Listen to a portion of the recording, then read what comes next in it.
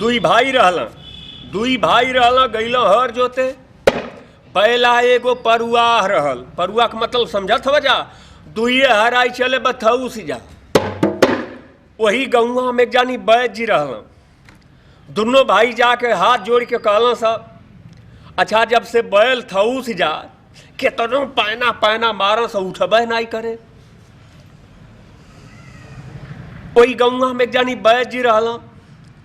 दोनों भाई जाके कहल कि भाई चाचा का हमारी बैले के दवाई बताए द। एक हराई चलत है तो थरवा थऊ से जाता सबसे उठते नहीं।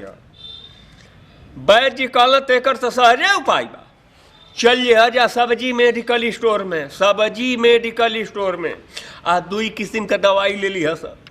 कहल से कवन कवन आ तो हरियर का मरीचा 100 ग्राम 20 डिग्री का है। आ सुखलका ललका मघुआ ले ली जा, मघुआ मरीचा ले ली जा 50 ग्राम, उ 60 डिग्री का है।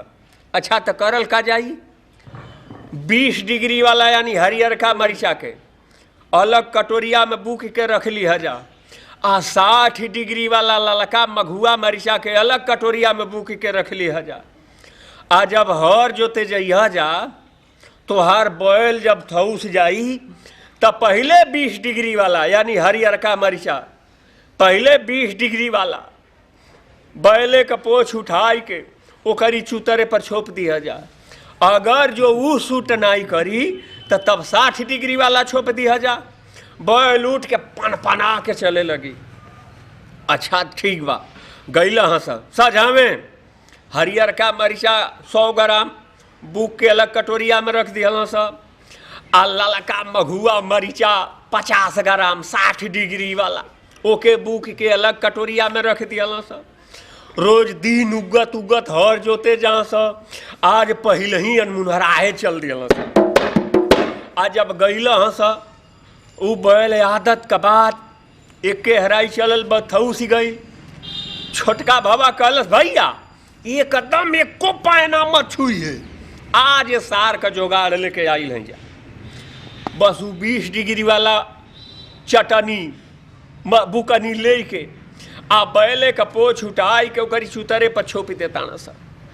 भैया हो मिनट बीतत बीतत एतना सूट कैलस एतना सूट कैलस कि बैला सुतल हल उठ के हर जुअठा तूरा तारा चलल पड़ रहा आ लगल गाँव घोरी आवे।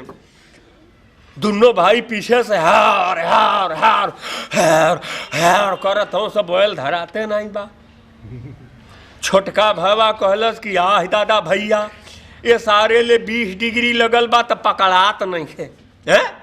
हऊ 60 डिग्री वाली दवैया जवन बा अगर जो हमहन का अपनी चुतरा ले छोप लिहल जाई तो हमहन में तो बेसी पावर का काम करी। बैला के खेद के कौन चलावल आगे से घेर के जाके पकड़ लिहल जाई।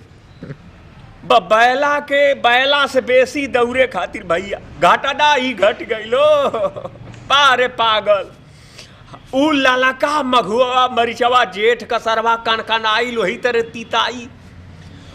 अब ओके बूक के धैले रहल हाली हाली अपनी चुतरा पर छोप लिहल कुल। अब बैला ले तो मिनट बीतत सुट कैले रहे ना, इन्हन ले छोपते सुट कर दियल सेकंड बीतत बीतत सुट कैल।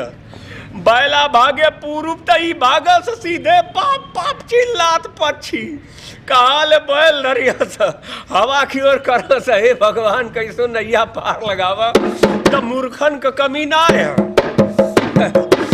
तो वही तरह छुपा जाई भैया।